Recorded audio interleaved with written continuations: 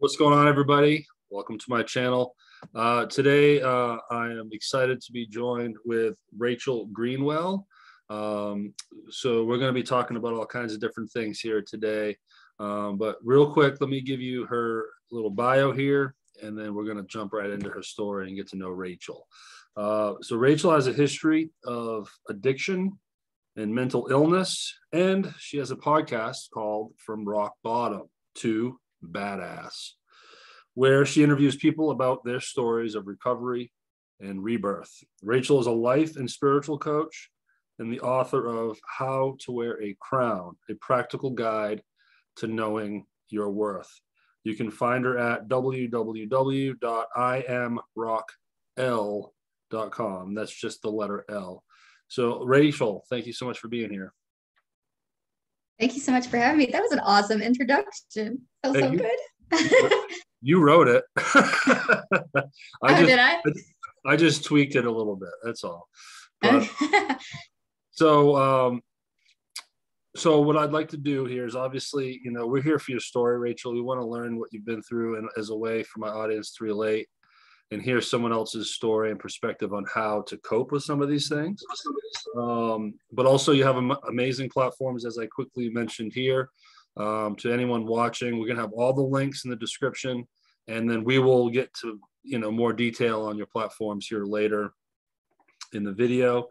But let's start with Rachel, your story, where you're from, and then lead towards your story as far as when you started dealing with your mental illness and your addictions and everything. But where are you from? Where'd you grow up, and what's your youth looking like?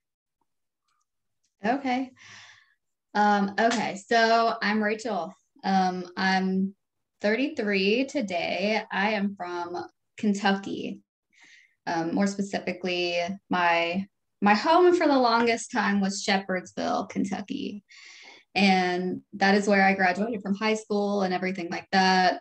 And I moved around a lot as a kid. So like growing up, I wanted stability so much. We moved often, and I was homeschooled too. So that's a big part of my story, that I was homeschooled. It was really just my brother and I, like, doing homeschool together, and like we were each other's best friend, and we didn't have like a ton of social interaction. We lived, always in like these little country towns that were kind of isolated.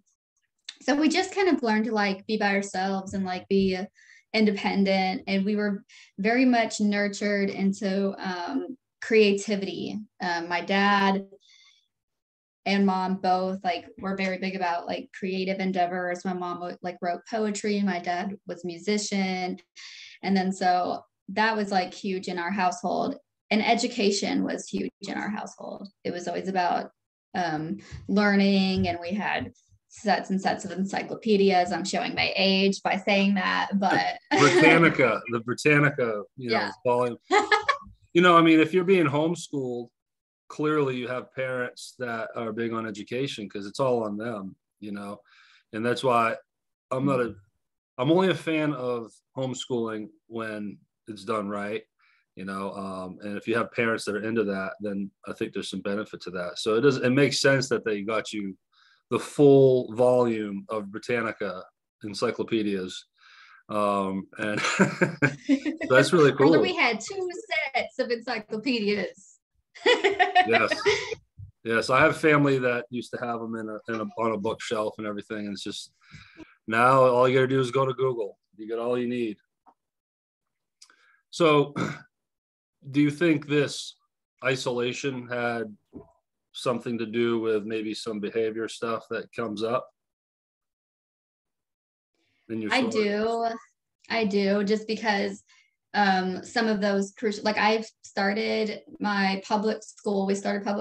I was in 3rd grade, and like by then I had time to really like crave connection and like have that desire for friends, but none of like the how to do it, right? How to meet a friend, how to, interact with people, really. So it was like very nerve-wracking for me. And I didn't want people to not like me. And like some of those experiences that like other people would maybe go through at younger ages, like being rejected by somebody that you want to be friends with, or like being called a name, or like whatever. Like I had never really experienced that, like outside of like maybe my brother, you know, which is like a different dynamic. But yeah, I think it caused a lot of anxiety around social situations for me. I talk about anxiety a lot on this channel and my personal relationship with it, and it's very much a social based anxiety, being a shy kid and all.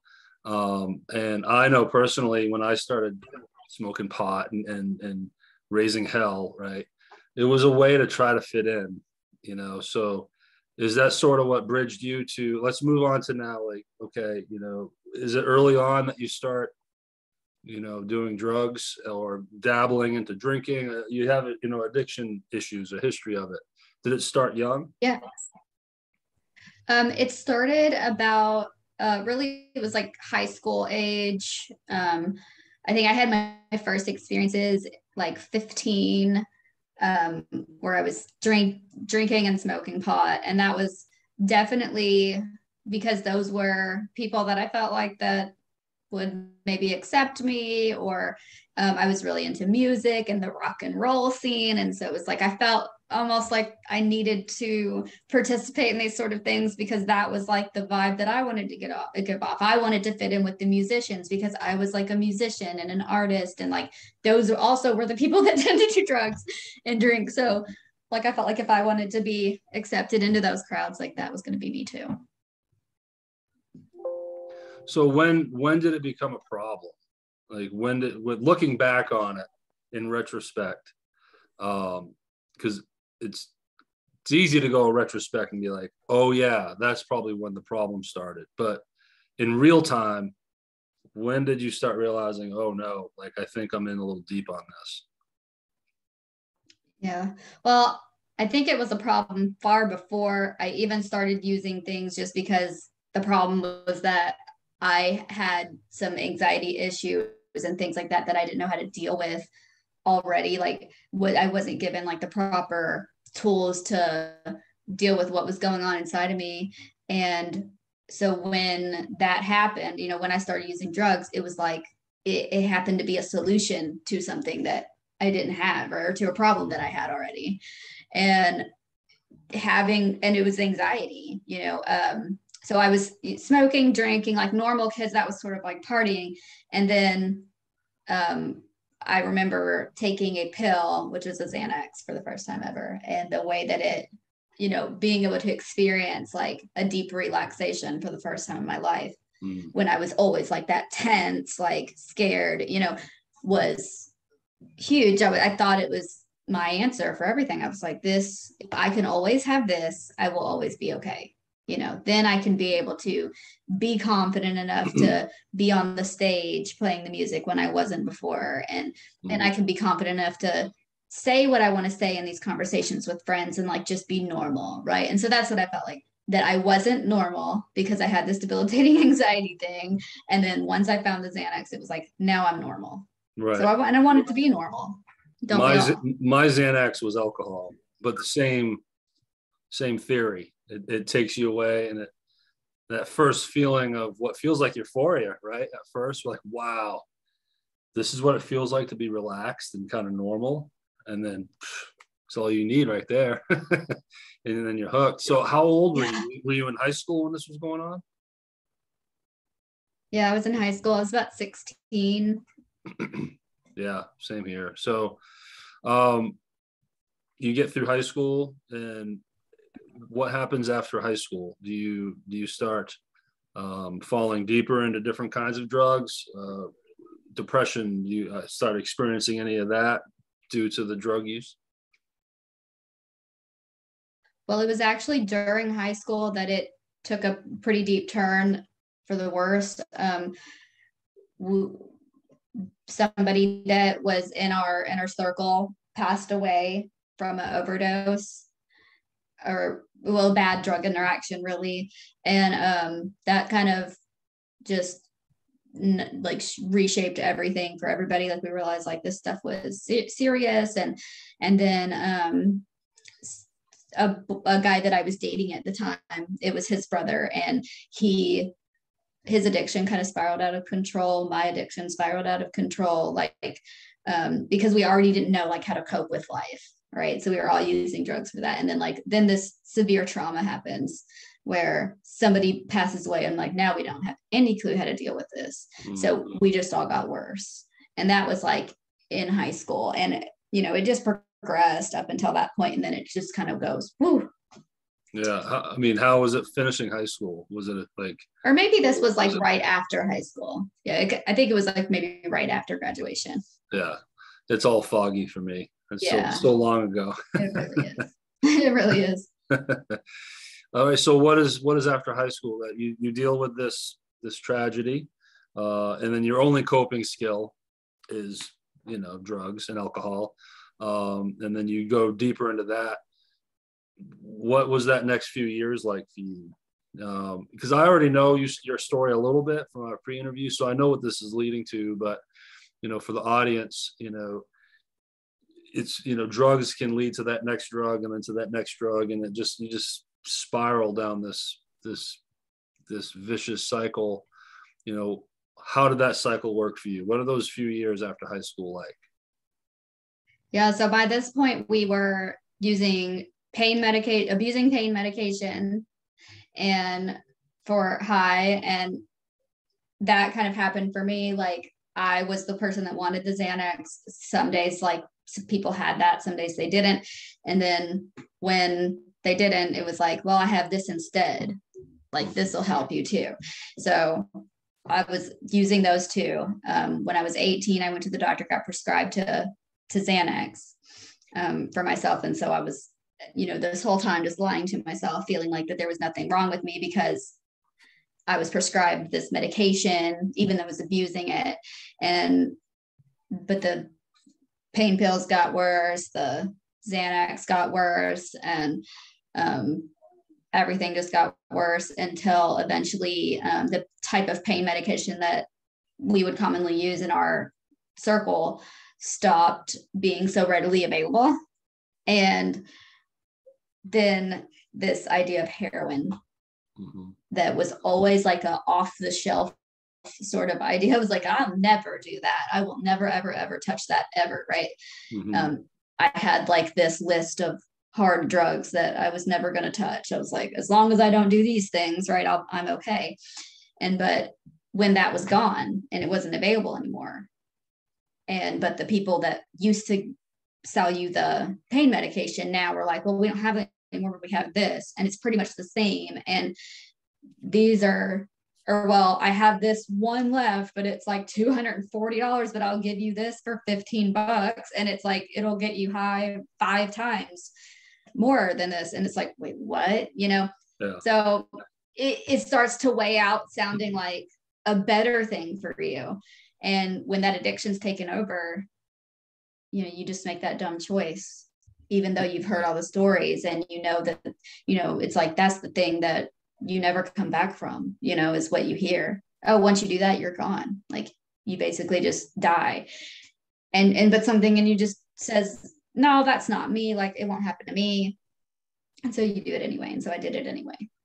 Yeah. And there went like the next 4 years of my life.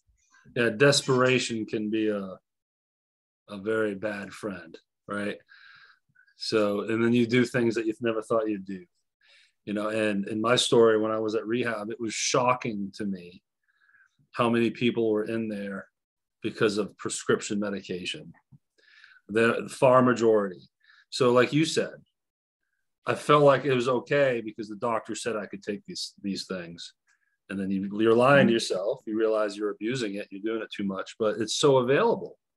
Right. So that's the tricky part. And then I met these people that you would never in a million years think that there are heroin users. We all have this this image in our head that heroin users are urban, right? And they're shooting up in an old mill and factory, or you get this stereotype. But heroin's everywhere. And when someone's addicted and desperate, they go to it because, like you said, it's cheaper. It's on the street. Fortunately, I never went there. I did plenty of other things.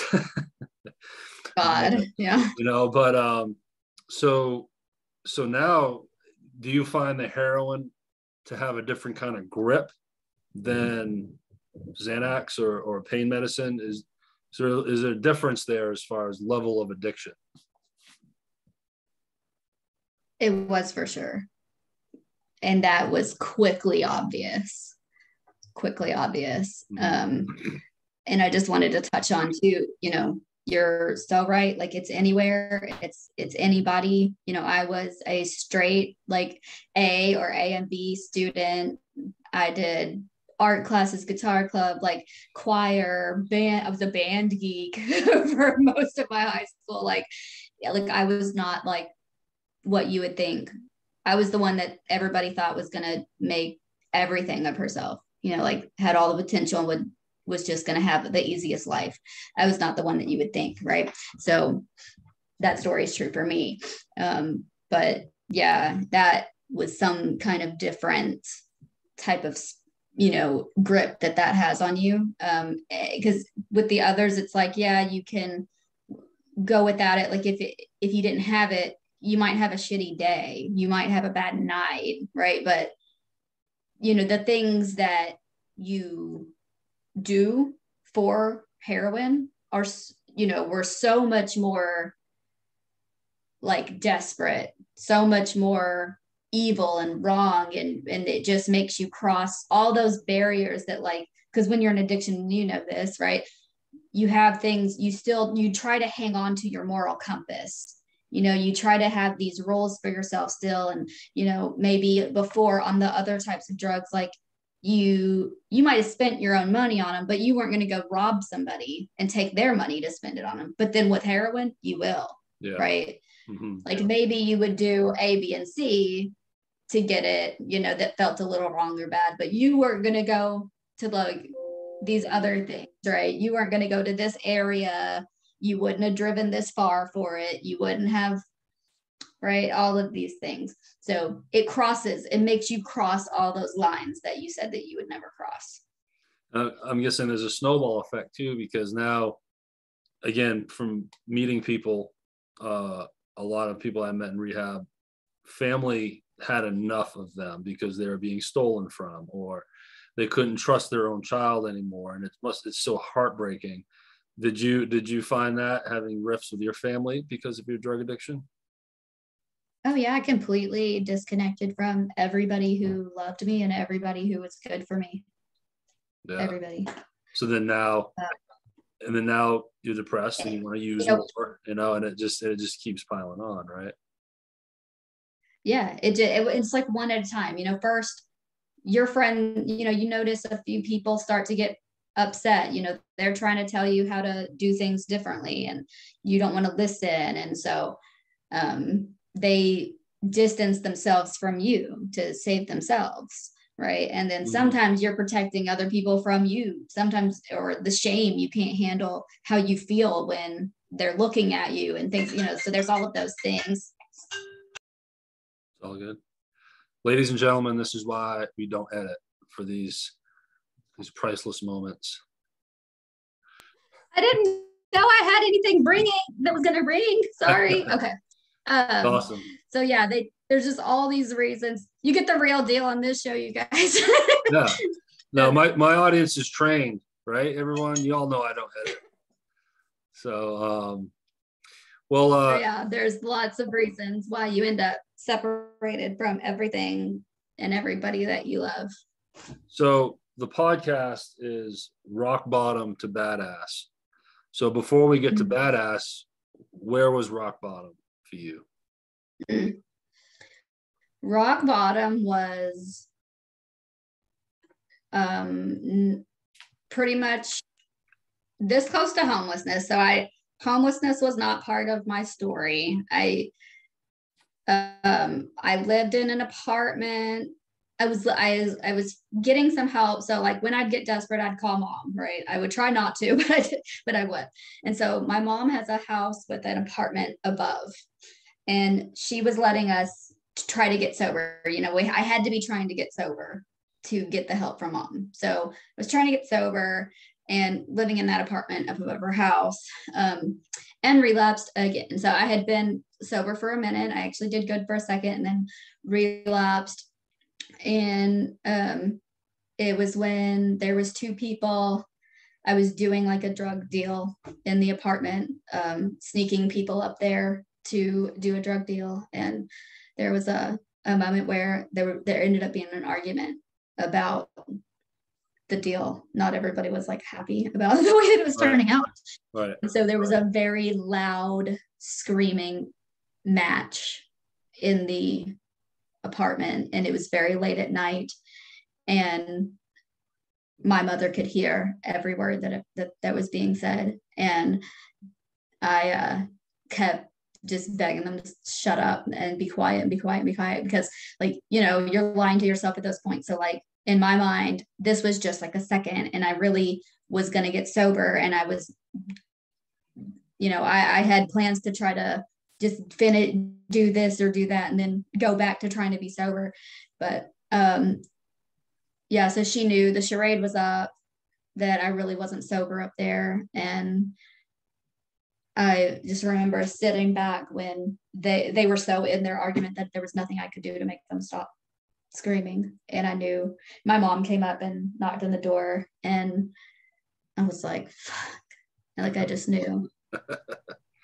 Over with. Yeah. So she held you more accountable. You know, is this what, did she give you the ultimatum? Hey, get your act together or get out? Or was this an experience enough for you to be like, okay, I'm done messing up. I'm going to do this for myself? She did give me the ultimatum. She said, I'm going to give you your last chance ever. And this is what it's going to look like. And like before, like, you know, she allowed me to be like a participant in the picture, you know, me creating this recovery experience for myself or whatever. And she didn't give me any choices. You know, this time she said, this is the last one. I'm serious. Like, it's going to be like this. You're going to pack your crap. You're going to move down here. You're going to sleep over there. Here's all of it. Like, this is how it is, or get out. Right. And something about that moment was just like different than others, where I just know my mom, I guess. And I knew that was really the end, you know, where I would have to do it the hard, horrible way, you know, probably begging for a spot at the healing place, homeless shelter or whatever, you know, that it wasn't going to be cushy. It wasn't going to be at my mom's house. It wasn't going to be with love and home cooked pot roast, right? Like that there was probably another shop for me, but that it wasn't going to be like the way that Rachel would want it to be, right?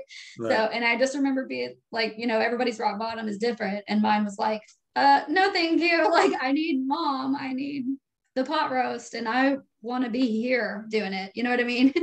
I'm not sleeping on the street, and I'm not sleeping in the homeless shelter.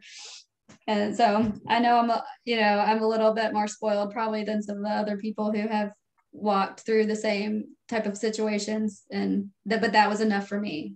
That was enough for me. And so now you've changed your path, and you're on a different journey now to becoming badass. What's that journey like?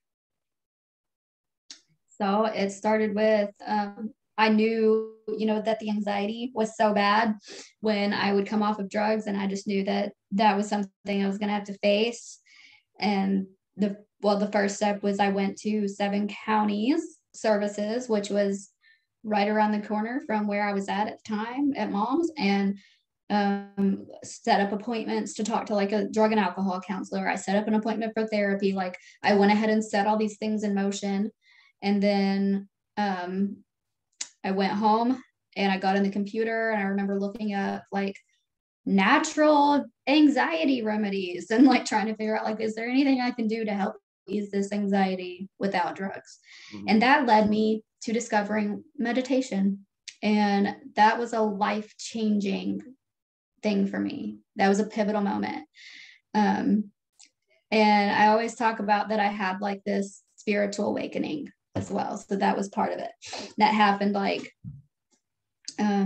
actually probably like a week prior to the intervention with my mom, where my mind opened up and I saw like all these different pathways, how everything I had done had kind of affected people and this and that. And all of the ways that I could live my life in the future. And I was really struggling like between me and God to make that choice of like, okay, I want to live a different way. And but it was like during those intervention moments where I was finally like, okay, God, like I'll stop, you know.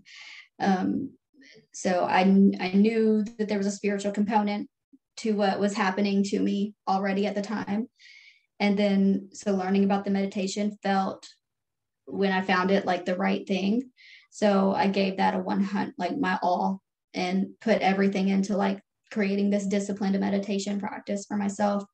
And I had faith in it and I did it until it worked, and it did work. And I couldn't believe like that something was capable of calming me down other than a Xanax. Like I couldn't believe that. And it almost made me sad for myself and for my past self that there was this thing that didn't cost any money and I didn't have to put something toxic in my body, and I could just be with myself and create peace inside of me.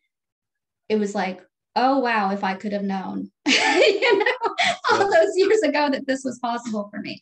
So I did that, and I joined support groups and all of that. And then I kind of discovered by healing myself, like I was really good at that. And I started helping other people with all the things that I was finding. I was teaching people how to do meditation the way that I was doing it. I would read all these self-help books, and I'd go back to the support groups, be like, okay, like, let me tell you guys like how to help.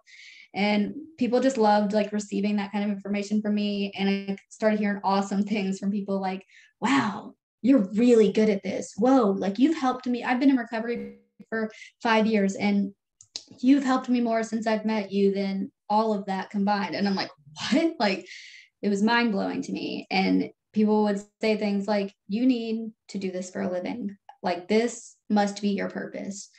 And it was like, you know what? I think it is, because it felt so good to do. And it was so easy to do. And eventually I got offered a job at that same mental health organization where I was getting help as what's called a peer support specialist. It's, you know, not glamorous. It was not a very well-paying job, but I was so happy to have it because I worked at 5-star gas station before. And so doing something that was like a bit more in alignment with my purpose and where, you know, where I got to help people and get paid for it, I was like, yes. So I was happy to do that. And that shaped me a lot. And I learned a whole lot about mental health, and I learned a lot about myself and how to help people there. And then there kind of came a time where I had my own ideas about how I wanted to help people. I knew that I wanted to do my purpose, whatever it was, on a grander scale where I could help people all over the world. And I knew that from when I was in my recovery, I watched a whole lot of YouTube videos, and I watched these coaches and people on there that would help me. And I looked up to them so much. And in recovery, they say, you know, you give back what was freely given to you.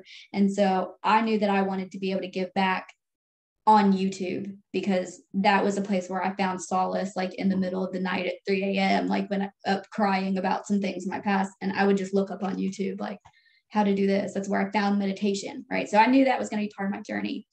And I started, you know, my YouTube channel and this whole online brand.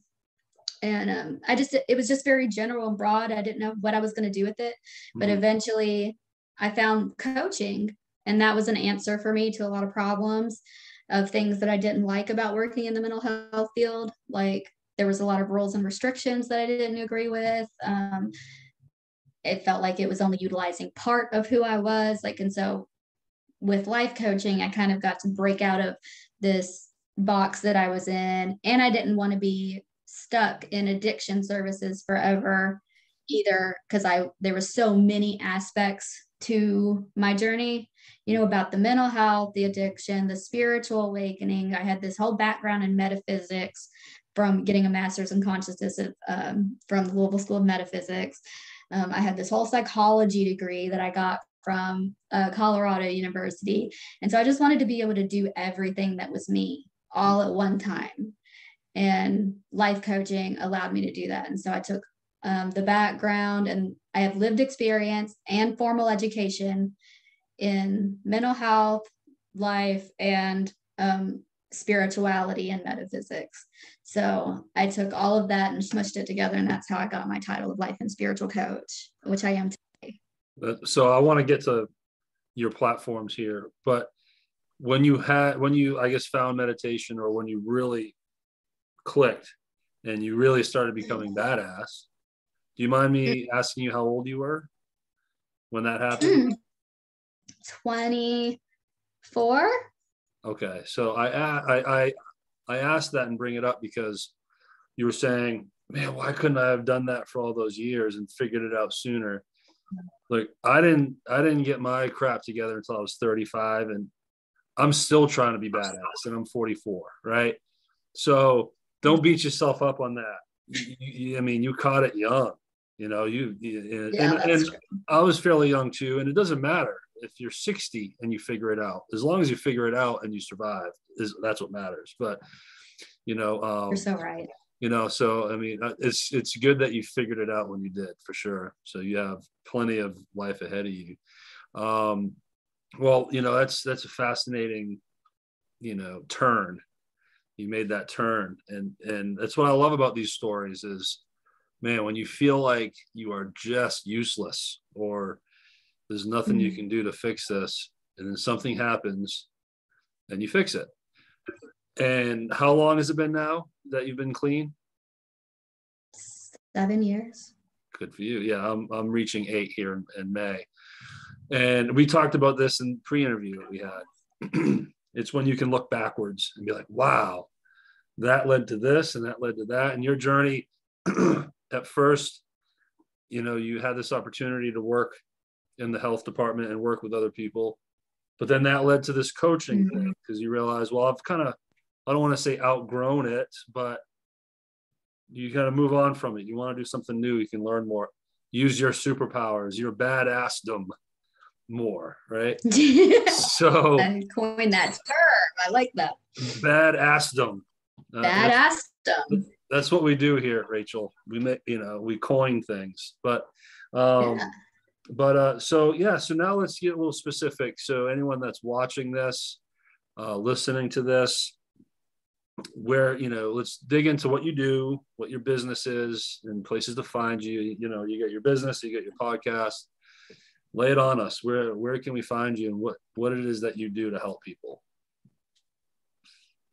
Okay, so I feel like my business really took a turn when I had gotten fired from the mental health organization, and I was actually sitting at home on unemployment insurance, holding my baby in one arm, and didn't know what I was going to do with my life. And I had like a 3-person client list as a coach, trying to build that and like make that something that could be sustainable for me.